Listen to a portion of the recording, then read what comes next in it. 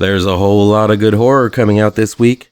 Remember, this is not a set of reviews, just a list of what you'll find when you hit the comic shops this week in comic book horror, August 9th, 2023.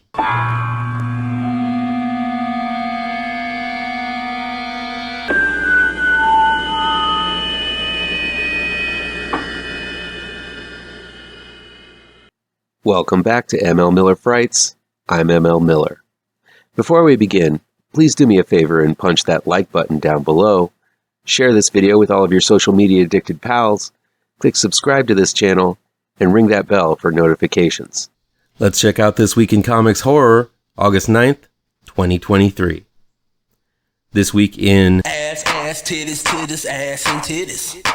Reveals quite a pair of comics with covers with quite a pair. My pal Holly Interlandi, S.A. Gallant, and artist Maria Keane combined fetish with dark action to bring Gene Simmons' character Dominatrix to life. And not to be outdone, Dynamite Entertainment delivers a new series from writer Christopher Priest and artist Christian Rosado, featuring an all-new, all-bloody, booby battle between Vampirella and Dracula called Rage, as Drac sends his minions to abduct Vampy's baby. Let me make you a deal, all right? You get the motor, you keep your money, and I'll get your baby. Right. This Week in Double Duty Creators looks at comics who provide both the art and the script to their comics. I'm so jealous of creators like these guys and gals. They do it all, bridging the gap between artist and writer themselves. This week brings MNSTRFCKR, a one-shot that I know nothing about save for the fact that it's made by Anya Davidson and has one hell of a cool title. The monstrous cover reminds me of Fantagraphics' Prison Pit series, if you remember that one. I can't wait to check this one out. The Duchenne Smile, #1 from Blood Moon Comics and Damian Connelly, describes the type of smile that utilizes muscles both in the mouth and the eyes. I'm not sure how, but this story deals with that fun fact, as well as more psychological horrors. And Dwellings from Oni Press and Jay Stevens promises two tales with its 72 pages filled with obsession, possession, demonology, and murder. Sounds fun. This Week in Indie Horror has quite a few scares from outside the mainstream. I still love those covers for Banshees. The art is moody as hell. This one is from the usual crew of Dave Dwonch, Jessica Balboni, and Riccardo Faccini. More horror is passed through the generations in A Legacy of Violence from Mad Cave Studios, from two of horror's titans, Cullen Bunn and Andrea Mutti. Survival takes us into the backwoods to take on vampires in the wilderness from Dark Horse, Sean Lewis, and Bryndon Everett.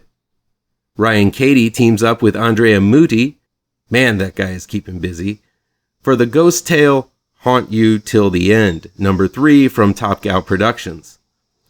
Godzilla shows up when pirates sail the seven seas in this times-lost tale of the kaiju from IDW Publishing, Frank Thierry, and Inaki Miranda. And yet another comic book tells a tale from the distant past in Gargoyle's Dark Ages from creators Greg Weisman and Drew Moss. Two of horror's top writers deliver books from Boom Studios this week. Cullen Bunn and Leomax haunts us with Ghost Lore #4, promising a fresh take on the afterlife and the ghosts who roam it. And James Tynion and Sam Johns release a new arc in House of Slaughter, following Bait, a monster hunter without arms who can still kick all kinds of monster booty when necessary. The Big Two keeps trying to weigh in on the horror genre, sometimes even capably. The Batman and Scooby-Doo Mysteries represents both the Caped Crusader and the gang in the Mystery Machine masterfully well. This issue of Gateway Horror guest stars Oracle as a computer virus gets ghostly. And while it's only tertiarily horror, Ghost Rider and Wolverine rev up their engines in Weapons of Vengeance #1, which tells the untold story of the pair's first meeting. This one's from Benjamin Percy and Jeff Shaw. DC's Night Terrors crossovers keeps on chugging along into its second month as your favorite heroes continue to fight their worst nightmares.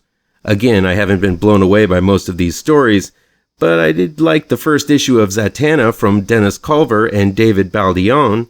The second issue of that series comes out this week, along with Alex Packnadel writing The Flash, Mark Waid on Shazam, Kenny Porter handling Robin, and Jeremy Adams taking on Green Lantern.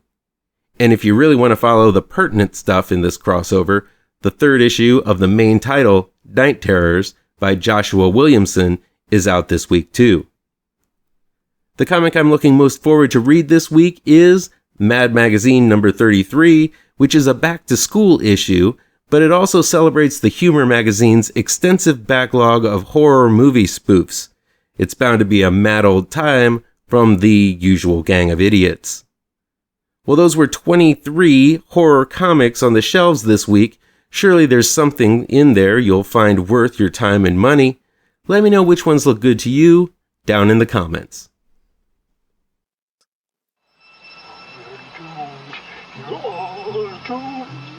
You're doomed to live the life you're meant to be, stuck inside your reality. You're doomed. Oh, you're doomed. You're doomed. You're doomed. Live the life that you are meant to live inside.